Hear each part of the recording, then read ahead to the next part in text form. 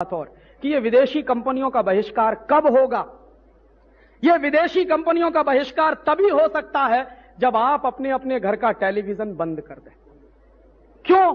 क्योंकि विदेशी कंपनियों की जितनी जाहिरात है वो टेलीविजन के माध्यम से, और रात दिन हमको ये जाहिरात सुना सुना के वो सामान खरीदवाते हैं। हम टेलीविजन क्यों देखते हैं? कई बार मैं लोगों से ये प्रश्न करता हूं कि टेलीविजन क्यों देख रहे हैं, काहे को एंटीना लगाया है, काहे को डिश एंटीना लगाया है, और जिनके घर में डिश एंटीना नहीं उन्होंने केबल कनेक्शन ले लिया है, सब एक ही जवाब देते हैं, राजीव भाई मनोरंजन करना। तो मैं कहता हूं ठीक है भाई मनोरंजन करिए। तो मनोरंजन करते हैं तो क्या देखते हैं? घर के छोटे छोटे बच्चे, उनके साथ उनके मम्मी पापा, उनके साथ उनके दादा दादी, तीनों पीढ़ियां एक साथ बैठकर टेलीविजन पे चित्रहार देखती। चित्रहार में गाना कौन सा आता है? चोली के पीछे क्या है। हंसिए मत, इसको गंभीरता से सुनिए। चीज बड़ी है मस्त मस्त। और कभी कभी मैं आपसे पूछूं, अगर दिल पे हाथ रख के बताइए कि चोली के पीछे क्या है, ये गाना आपका मनोरंजन करता, या चीज बड़ी है मस्त मस्त ये गाना आपका मनोरंजन करता? और अगर ये गाना आपका मनोरंजन करता है तो कितने लोगों में इतनी हिम्मत है जो अपनी मां से पूछ सकें, बोल तेरी चोली के पीछे क्या है? और कितने लोगों में ऐसी हिम्मत है जो अपनी बड़ी बहन के सामने ये कह सके कि तू चीज बड़ी है मस्त मस्त? और दोस्तों, ये गाने आपका मनोरंजन नहीं कर रहे हैं, ये गाने आपका चरित्र खलास कर रहे हैं। वो चित्रहार नहीं है, वो चरित्रहार है। और जिसको मनोरंजन के नाम पर आपने अपने घर में बुला लिया है, ये टेलीविजन आपका मनोरंजन नहीं कर रहा है, आपके मन में एक अजीब तरह की वल्गैरिटी और ऑब्सिनिटी को जन्म दे रहा है। और दुनिया में दो बहुत खतरनाक होती हैं। एक बीमारी होती है जिसको सेक्स की वल्गैरिटी मैं कहता हूं। रात दिन ये टेलीविजन आपको जो कुछ दिखाता है वो सेक्स की वल्गैरिटी है। और ये सेक्स की वल्गैरिटी देखते देखते देखते देखते एक दिन हिंदुस्तान के नौजवान नवयुवतियां भी वही करने लगते हैं जो उस पर दिखाते हैं। क्या हो रहा है हमको? कहां जा रहे हैं हम?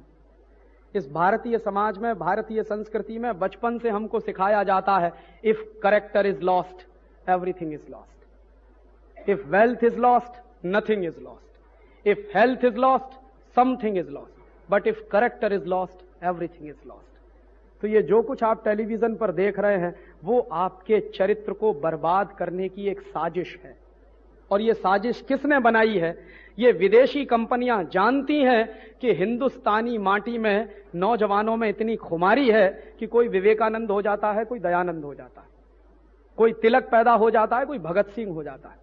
तो अगर तिलक पैदा हो गया, भगत सिंह हो गया, विवेकानंद आ गया, दयानंद आ गया, तो इन विदेशी कंपनियों को मार मार के भगा देगा।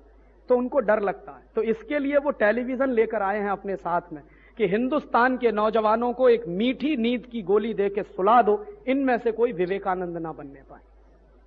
और आपके सामने आदर्श क्या रखा जाता है? आपके सामने विवेकानंद का आदर्श नहीं रखा जाता, नालायक संजय दत्त और शाहरुख खान जैसे लोगों के आदर्श रखे जाते हैं। और यह कितनी खतरनाक व्यवस्था है। कई बार मैं लोगों से पूछता हूं, छोटे छोटे बच्चे 3-3 साल की उम्र से, 4-4 साल की उम्र से, 5-5 साल की उम्र से यही सब देख रहे हैं। और ये छोटे छोटे बच्चे अगर रोज दिन में 4 घंटे 5 घंटे टीवी देखें और सिनेमा देखें तो जानते हैं क्या होगा? 20 साल की उम्र तक पहुंचते पहुंचते हर बच्चे को कम से कम 30,000 बार मर्डर के सीन दिखाए जाएंगे।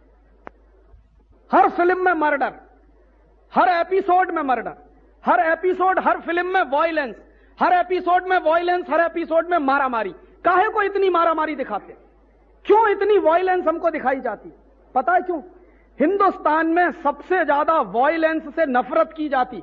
यह देश अहिंसा वाला है, इसलिए भारतीय संस्कृति को बर्बाद करना है तो अहिंसा की जगह हिंसा को लाना पड़ेगा।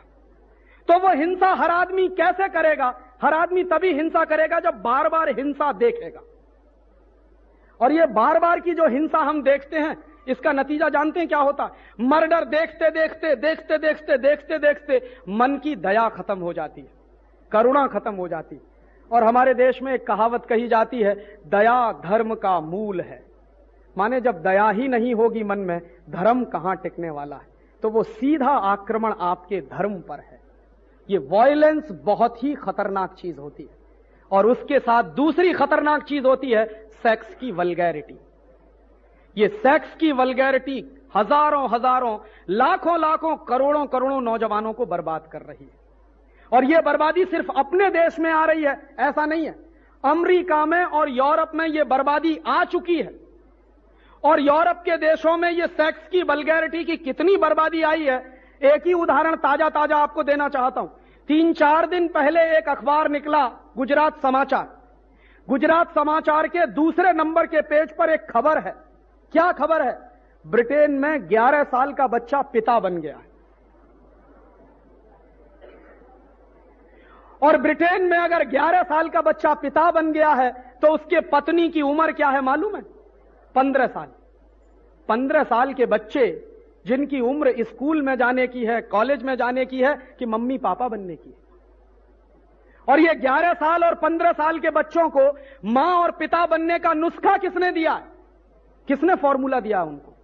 वो टेलीविजन से आया, सिनेमा से आया। और इस सिनेमा और टेलीविजन ने यूरोप के सारे नौजवानों को बर्बाद कर दिया।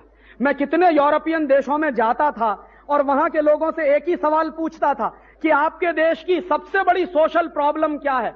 तो वो कहते थे कि राजीव भाई, सबसे बड़ी प्रॉब्लम है कि हमारे देश में 10 साल की, 12 साल की, 14 साल की बच्चियां मां बन जाती। ये सबसे बड़ी प्रॉब्लम। और शादी करने की उम्र आते आते कोई लड़की 10 बार एबॉर्शन कराती है, कोई 15 बार कराती है। ये उनकी प्रॉब्लम है। वर्जिनिटी क्या होती है ये उनको नहीं मालूम है। क्यों नहीं मालूम है?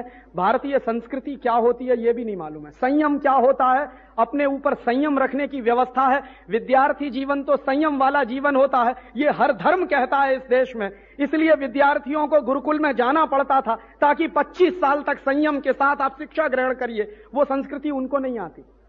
और उसके बाद आज उनके यहां प्रॉब्लम इतनी जबरदस्त हो गई है कि बिना शादी के पैदा होने वाले बच्चों को रखें कहां? तो बिना शादी के पैदा होने वाले बच्चों को रखने के लिए ही उनके देशों में कॉन्वेंट स्कूल खोले गए। कॉन्वेंट स्कूलों में यूरोप में कौन बच्चे पढ़ते हैं जिनके मम्मी पापा का पता नहीं है? क्यों नहीं पता है? हिम्मत नहीं है ये बताने की कि ये मेरा बेटा है या मेरी बेटी है। क्यों नहीं हिम्मत है? शादी के पहले हुए हैं। क्यों हो गए हैं शादी के पहले? टेलीविजन पे जो कुछ देखते थे, सिनेमा में जो कुछ देखते थे, वही किया फिर अपने जीवन में। और अब वही वल्गैरिटी अमेरिका में कितनी जबरदस्त आई है। अमेरिका में एक कमीशन बिठाया हुआ है, उस कमीशन में 2 चेयरमैन हैं। दोनों सौभाग्य से एक बार मेरे दोस्त बने थे, 4 साल पहले की बात है। मैं एक बार एक इंटरनेशनल कॉन्फ्रेंस में गया था, बॉन में, फिर फ्रैंकफर्ट में। वहां मेरी उनसे मुलाकात हुई। अभी वो दोनों व्यक्ति अमेरिका की सरकार के एक कमीशन के चेयरमैन हैं। वो कमीशन कर क्या रहा? कमीशन को जिम्मेदारी दी गई है कि पिछले 35 साल में टेलीविजन से अमेरिका में क्या नुकसान हुए हैं इसका अध्ययन करो। तो कमीशन की पहली रिपोर्ट आई है। वो रिपोर्ट क्या कह रही है? 90 million American youths are spoiled due to television and cinema. 9 crore अमेरिकी नौजवान बर्बाद हो गए हैं टेलीविजन और सिनेमा देखकर। 9 करोड़। अमेरिका की कुल आबादी कितनी है? 27 करोड़। 27 करोड़ आबादी में से 9 करोड़ बिल्कुल बर्बाद हो चुके हैं। और उन 9 करोड़ बच्चों की बर्बादी कितनी है?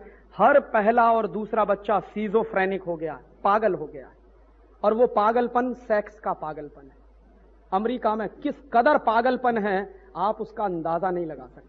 यहां से दिखने में लगता है कि अमेरिका बहुत ऊंचा देश है, बहुत तरक्की वाला देश है। आपको मालूम नहीं है, अमेरिका दुनिया में वो देश है जहां 1 मिनट में सबसे ज्यादा बलात्कार होते हैं बहनों के ऊपर। 1 मिनट में सबसे ज्यादा रेप केसेस अमेरिका में होते हैं। 1 मिनट में सबसे ज्यादा मोलेस्टेशन के केसेस अमेरिका में होते हैं। और अमेरिका में कुछ शहर तो ऐसे हैं जहां शाम को 6 बजे अगर कोई लड़की निकल जाए तो लौटने वाली नहीं है। कितने लोग उसके साथ गैंग रेप करेंगे उनको खुद नहीं पता रहता। ये इतनी हैवानियत और इतना राक्षसीपन कहां से आ रहा है? वो टेलीविजन सिखा रहा है, वो सिनेमा सिखा रहा है। और वो टेलीविजन और सिनेमा अब हमारे देश में आ रहा है। जो बर्बाद कर चुके हैं अपने नौजवानों को, वो अब हमको बर्बाद करने आ रहे हैं।